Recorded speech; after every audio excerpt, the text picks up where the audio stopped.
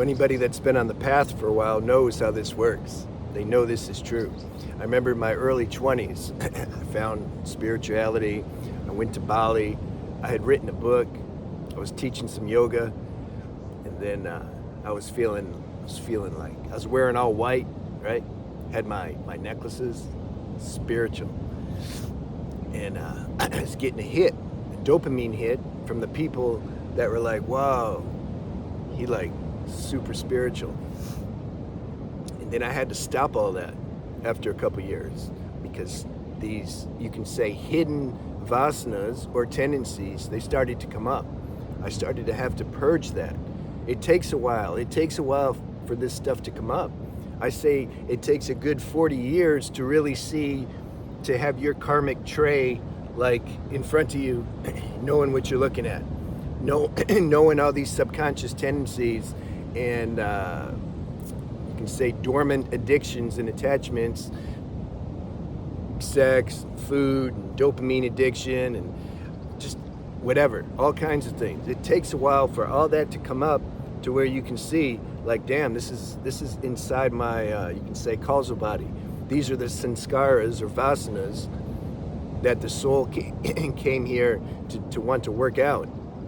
And then, but it takes a while. It takes a while for that stuff to come up, and it takes a while for the right situations to bring that out, but it will come out.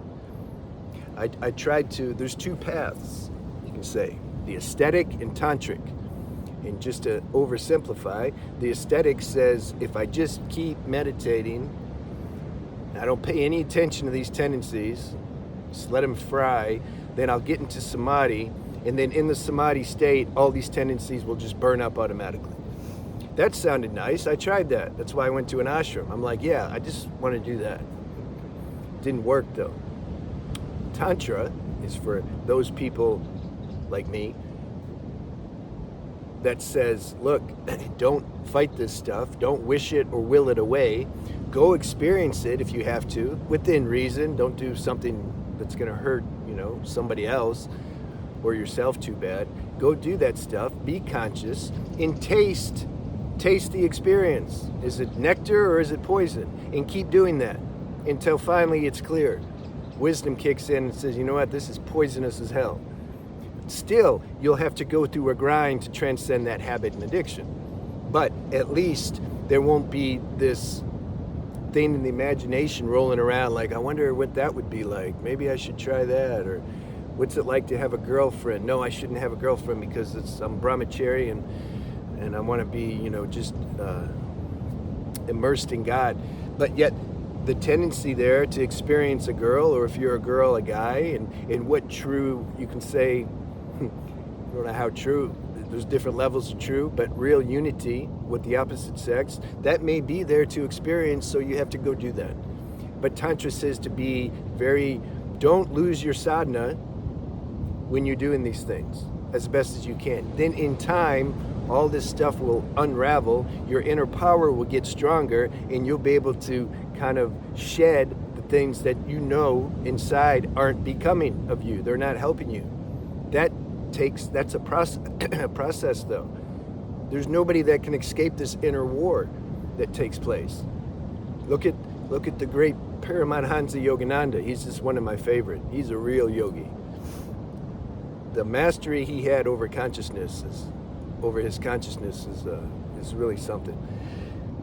There's no end to that though. It's not like he can't get more higher or more advanced. There's no end. I'm just saying, comparatively speaking, like him versus, YouTubers, yeah, there's no comparison. But he went through a hell of a trial when he went to America because that was his destiny, to spread this message of yoga, Kriya Yoga. And then his friend that was helping him, they had some scandal, not Yogananda, but his friend, of course it's with the girl. See, this is the demon that God sends. Not the girl itself, but this is, some feel that way. I used to too, but not really. It's a test. God uses certain things to really bring out where we're still a little weak, where we're going to choose this thing over God. And so this happened to his friend, and then it somehow got into the media and cast a dark shadow over everything they were doing that Yogananda was bringing. And then people started saying, they're just here to have sex with the American wives, basically.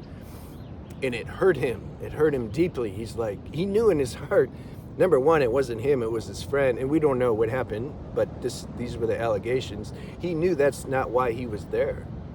And he knew it was doing God's work. And what he built, took years to build what he built. It was just shattered overnight because of all this. In the end, he and God won, of course, but that was a hell of a trial for him.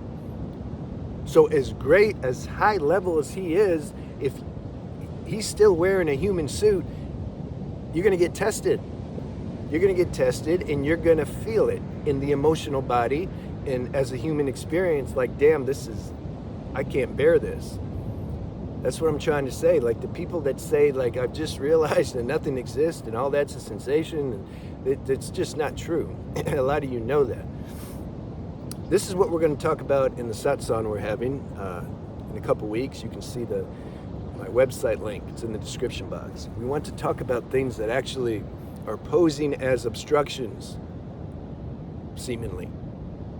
We want to look at that stuff and see as best as we can how to dissolve it by shedding some light on it. And I trust that those who come trust me enough to let me ask certain questions that's going to help expose that. Because satsang's not a place, a real satsang's not a place to just go and you just feel good and have your ego stroked and, we're all awake. I have no energy to do that. I wouldn't do it. We're there to transform. And so if we're all there for that reason, Spirit is going to work through and it's going to help facilitate that transformational process. So this is what the satsang is. So you're giving me a license by going, because I'm telling you up front that you're going to allow me to do what I do, basically. I want those people, and I'm going to make a separate video, a short one, and put on my website so people can understand what it's about. So we're going to look at all that stuff. When I was like half asleep or 3/4 asleep growing up, I mean, my whole life was hell for the most part. But what I'm trying to say, when I didn't challenge or look at or introspect any of these addictions or attachments or, ego concepts of spirituality I had, when I was just kind of just a sleepwalking zombie, like a lot of the collective mainstream is, my life, it was kind of bearable. It was like, yeah, I had some rough times, but I didn't get hit, not with the demons that we're talking about. And these demons, man, they're God's agents. He sends them. When I say demon, I'm talking about the negative, you can say, dark side of creation. It exists, just same as the light side. There needs to be that friction, otherwise there's no game. And God has destined that we're playing a game because we wouldn't be here otherwise, so we're going to have to go through that. So it's like when the dark forces start to smell, like, wait, this person, he's starting to climb out of this pit of unconsciousness. It's like we got to get on this. The other ones, don't worry about it. We got them forever. But like, these people are starting to wake up. Okay, guys, let's do this. Girls, yeah, guys and girl. Female demonic energy is something. I used to be attracted to that. I liked it. I liked that raw, dark female energy, because it was fun, dramatic. I used to say it hurt so good. But then it gets to the point it just hurts, and then I'm like, okay, I'm good. I like you, but not too much. Yeah, you just get burnt out on it. But you got to do it for a while. Who was the guy? There's a story. I'm not so good at telling stories. People are better than me, but you're going to get the point. That's all that matters. There's a guy that was super, super high level, and nothing could bother him. Like, he came home, saw his wife in bed with another guy. He opened the door. I don't know if it's true, but it doesn't matter. It's a good story. He opened the door and he saw she said, "Oh, I'm sorry. Like, don't mind me, my bad. He shuts the door, and then he remember. Wait, he opens it again. Like, can I get you some, coffee or something? Then he leaves. Can't get him. His wife did it on purpose because she said he was so indifferent to her. She wanted some personal, like, he didn't do that. His love was with God. He was nice to her, and he loved her in a way that she couldn't understand. So then she's like, I gotta like spark some emotion in him, make him like love me the way I want. So then she got with this guy, but it didn't work, and it really messed her up. So some other things also, the demons were playing on him, trying to set him up to get in trouble and lose his bearing, his inner bearing, but it didn't work. So finally everybody left him. His wife left him, kids left him, because his kids were like, kid wanted to talk about, like, kid stuff, and he's trying to share like you're not this kid self, right? You're like the great spirit inside you. The kid don't want to talk about that though. So then the kid would go to the neighbor's house, talk to the neighbor, and basically the neighbor kind of became his father in a way. And so the kid was because the kid was spending time with him all the time, the neighbor. And so the kid was waiting for his father, his real father, to like get jealous, but he didn't. And so then the kid came up to his father and said, like, aren't you, like, everybody thinks the guy next door is my father. Does that bother you? He says, no, he's a good man. I know him. I've seen him. It's good energy. So everybody ends up leaving him. So then he's in this some secluded part in the ashram, and him in his garden, super happy. He's just chilling with the garden, and the devil, so to speak, calls his highest demons, highest ones, the experts. See, there's different levels of saints, different levels of demons. They're usually busy because, there's only a few of them and they got a lot of work to do. But God said, look, this is a emergency mission. Like, this is serious stuff. This guy, he's going to disrupt the whole ecosystem of the entire cosmos. His vibrations are too strong. Like, we can't get him. We need you to get him. Demons are like, right on, man. This is what we do. And so they went, and where the guy in his garden was, and they were chilling in the tree, and they were contemplating, like, what can we do? How do we like get him?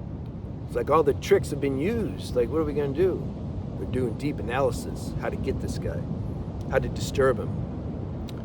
And so they were watching him, and he's enjoying.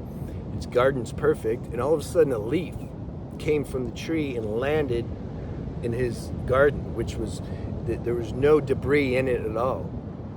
And it broke his meditation, and he like hurry up and he got the leaf out. Then he went back. Now I'm happy again because the leaf's not there. The demons saw that. They're like, we got it. So they start shaking the tree, and a bunch of leaves came down, and the guy went mad. Couldn't. That's his thing. Life found his weakness or his vasana. Now I'm sure later he transcended that because God wins in the end. But I'm just saying, this is the game that we're here to play. We're here. We don't need to go look for our weaknesses or the things we need to transcend. You don't need to do that. You just chill. You go about your day, your life. Those things are going to come up. That's when you can say the purpose of reading good books, watching good videos, having satsang, talking to high-level company can help accelerate your process of transcending these things. So that's what we're doing. That's what we're going to do in a couple weeks. Like I said, the information's on my website and the link's in the description box. Everybody's welcome. And yeah, I like this video. All right, I'll see you.